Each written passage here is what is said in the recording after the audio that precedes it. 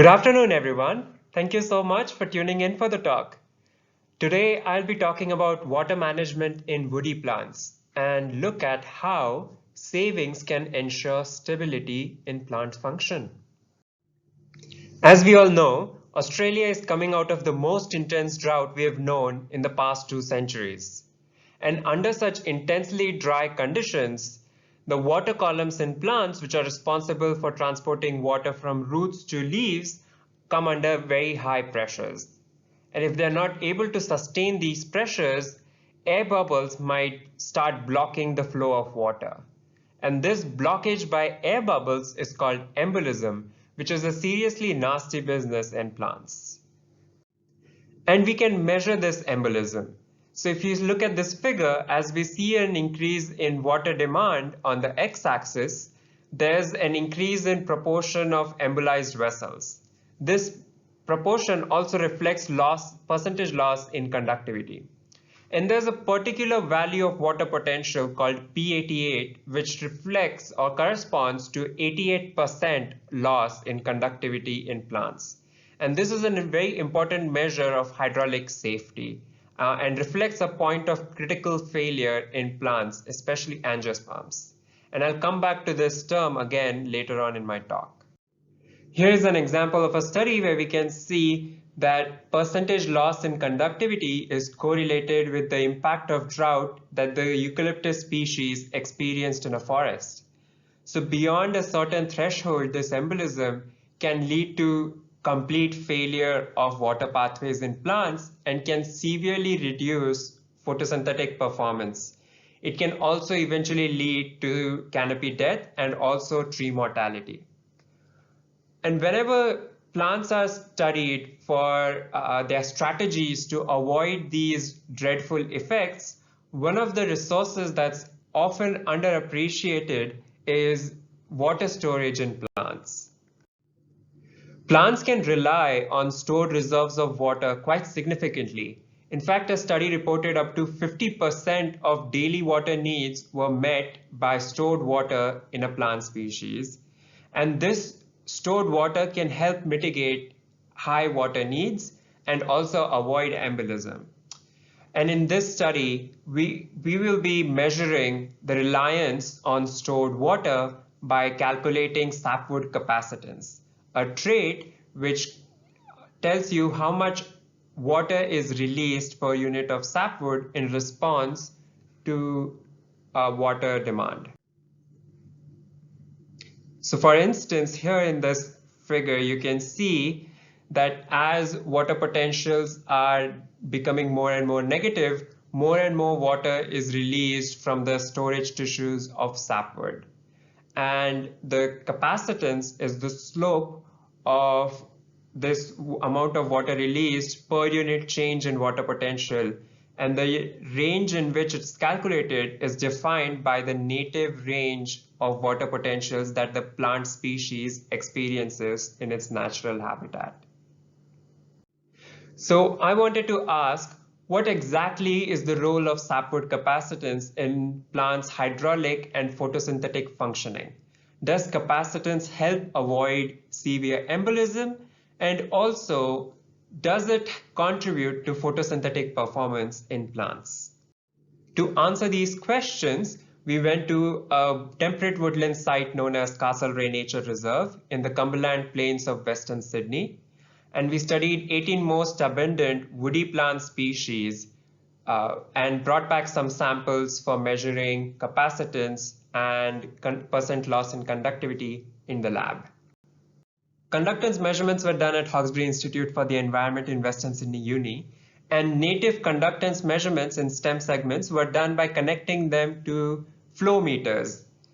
After that was done, we flushed out all the air that was blocking their flow by passing water under some high pressure, and that allowed us to measure the maximum conductance.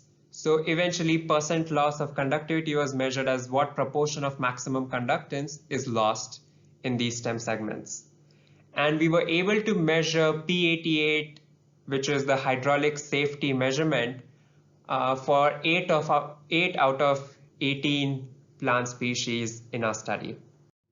Let's look at the hydraulic implications of water storage as reflected by capacitance. So here you can see that hydraulic safety in these plants was in fact correlated with sapwood capacitance. So plants which had higher sapwood capacitance also had highly safe hydraulic pathway. So perhaps reliance on these stored reserves of water could help avoid severe embolism in these plants, rendering high safety for the hydraulic conductive tissue. So we also measured hydraulic safety margin, which tells us how far is this critical failure point of P88 from the leaf water potentials that are normally experienced by the plants during the day. So the minimum daily leaf water potential is measured as psi min, and the difference between that and P88 is on the y-axis in this figure. So if you see that as capacitance increased across these species, they also showed an increase in hydraulic safety margin. So again, species with high reliance on stored water are far away from this critical point of hydraulic failure. Now that we've seen that water storage could be very important in keeping the hydraulic system intact, let's look at if it has any photosynthetic implications. And for this, let's compare the plant hydraulic system to an electrical circuit. So in this comparison, all the water columns responsible for conducting water are treated as resistors, or things that have their own conductance and resistance to the flow of water. And all the storage tissues which contribute to the supply of water are treated as capacitors, which store charge in an electrical circuit. In this case, they're storing water.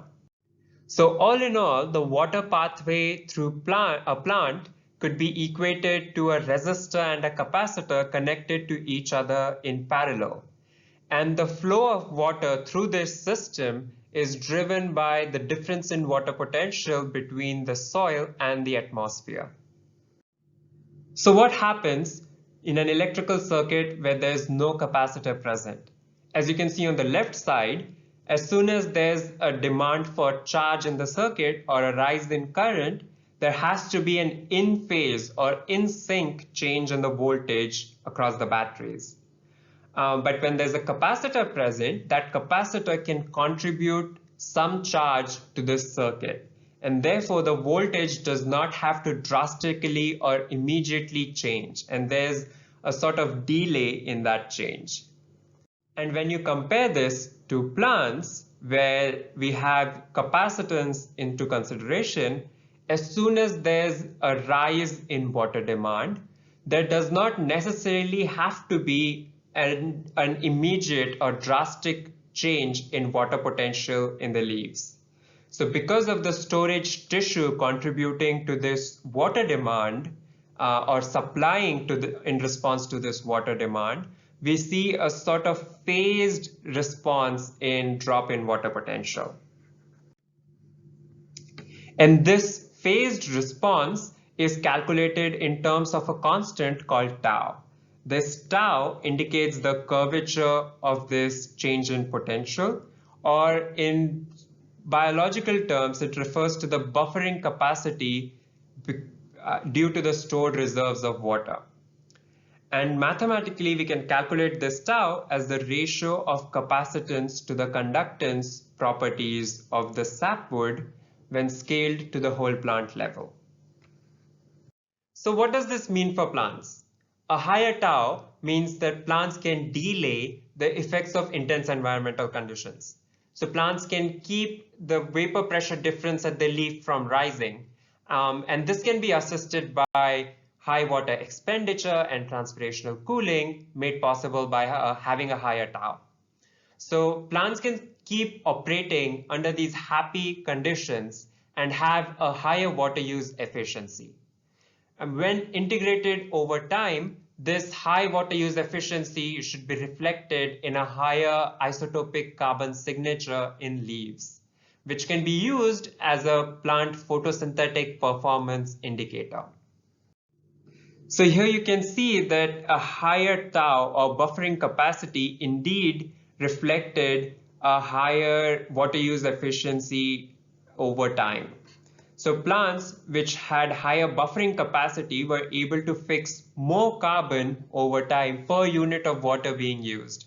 So a higher buffering capacity as a result of coordination between conductance and capacitance was able to achieve efficient use of water in plants.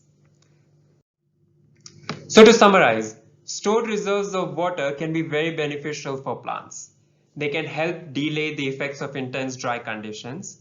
They can reduce the risk of embolism and air blockage and lead to higher hydraulic safety margins in plants. They can also improve the photosynthetic gains over longer time periods in these plants. But then why do not all plants have more and more stored reserves of water? And that's because it's a very costly endeavor. Plants need to invest in constructing and maintaining storage tissues such as parenchyma and fibers in sapwood, which increases the short-term costs of photosynthetic water use. And these stored reserves are most useful only when plants experience heavy fluctuations in their water demand. So stored water is in fact very important in assessing the impacts of drought on plant species because of their role in hydraulic and photosynthetic performance. And hopefully it will get the attention it is due and it so rightly deserves in the coming times. With this, I'd like to thank you all for being a patient and wonderful audience. And I am deeply grateful to all my supervisors and collaborators and Wright Lab members and volunteers without whose help I would have not been able to undertake this study. So thank you so much.